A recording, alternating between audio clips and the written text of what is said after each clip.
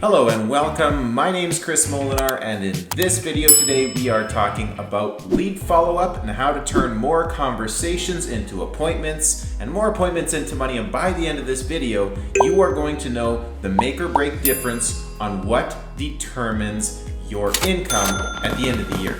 Let's dig into it.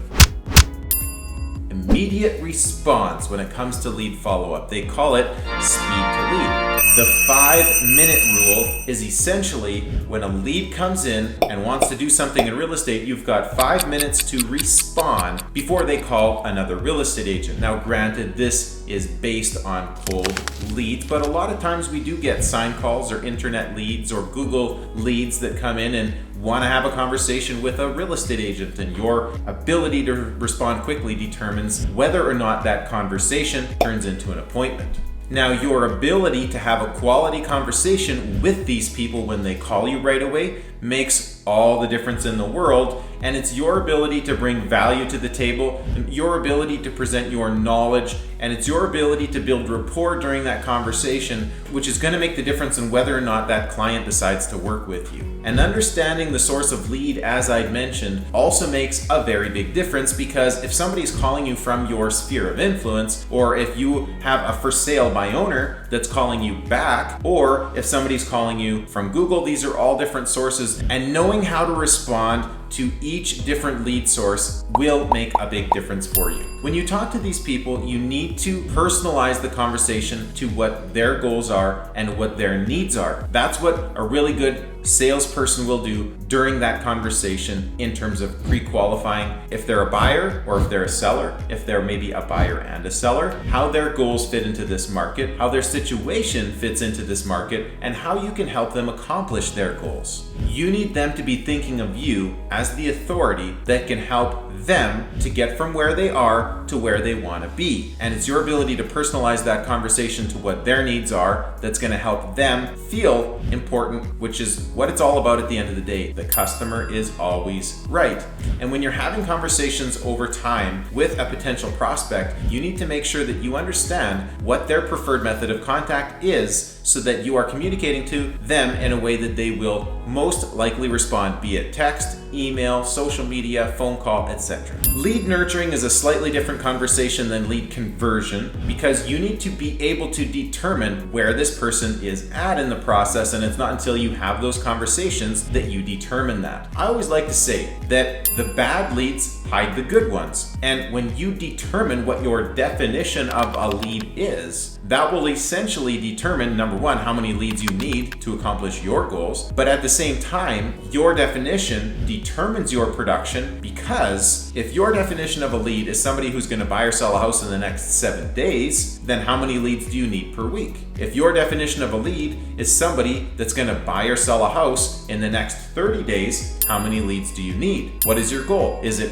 1 sale per month? Is it 10 sales per month? Just figure that out and then realize that a lead is not a lead unless they're ready to do something in the next 7 to 10 days. That doesn't mean that you're not always going to be prospecting. That doesn't mean that you're not always going to be doing lead nurturing, as I've mentioned, but you need to have a sales system and a follow-up system to make sure that you know exactly where that person is at in the process, and that you have some sort of system for making sure that you are top of mind to them, so that when they're ready to finally pull the trigger and move forward with either a listing or to view properties and write an offer, you are that person that they call, and you are there at the right place at the right time more often. You're not going to know where they're at in the process, however, unless you start tracking your numbers and until you have enough experience to be able to look backwards. As an example, somebody might be 8 weeks out from doing something. Somebody might be 8 months out from doing something. And if you don't have a system and a process for how you are going to communicate with that person from the initial contact until closing, then how are you going to be able to determine what your conversion ratios are? And further to that, if you don't know what your ratios are in terms of communicating with your past clients and your spheres of influence, then how do you know where you are in terms of the foundation that you've built for yourself in your real estate business, which is essentially essentially your sphere of influence. It's your network. It's your gold mine. People say your network is your net worth, and it is 100% absolutely true in real estate. If you're not familiar with the 10% rule, let me quickly explain. 10% of the people that you keep in touch with, that you know by first name, that you know by name and face, they know, like, and trust you. If you keep in touch with them, you will do business with 10% of those people, either directly or through referral, which is why we say that your database is your gold mine. If you're going to do business with 1 in every 100 internet leads that come in through a Facebook ad, but you're going to do business with 1 in every 10 people in your sphere of influence, where should you spend the majority of your time? Obviously. Now, the ratios will be different based on the source of business, as we'd mentioned before, but again, unless you track your numbers, and unless you're organized, how do you really know this?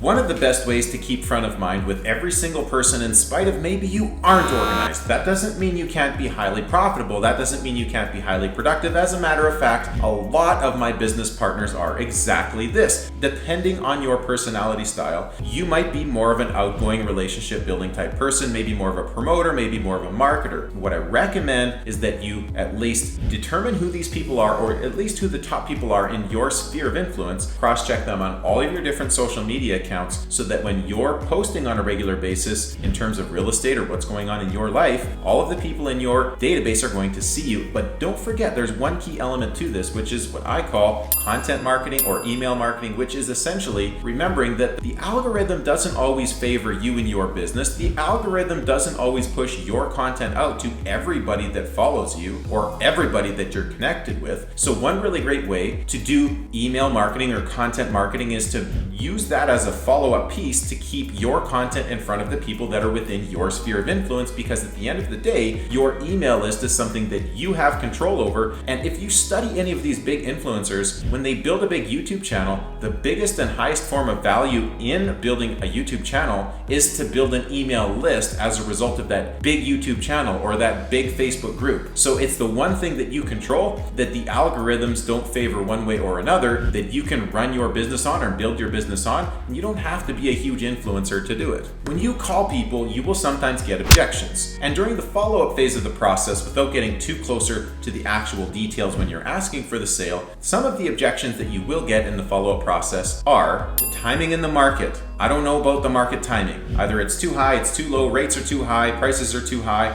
vice versa, etc. So it's your ability to present value in that conversation that can gear it towards their situation, which is the second objection that they might give you, which could be a legitimate situational timing issue, or it could just be a situational timing issue that they thought was an issue that after conversation isn't an issue. As an example, I was talking with a potential client not too long ago, and they said, I want to wait 1 year until our mortgage comes up for renewal before we do anything. But when I educated them about the fact that they have the opportunity to take their mortgage with them, and they also, even if they shop for a new mortgage rate with a new lender, with only 1 year left on their term, it might be a very small payout penalty, which isn't going to make or break a huge difference for them. And if they are excited to move in the not too distant future, the timing in the market in terms of prices could easily change between now and next year. So it might be a bit of a wash anyways when you compare whether you move now or whether you move later. And on this thread, you need to be able to listen carefully to what it is that they say.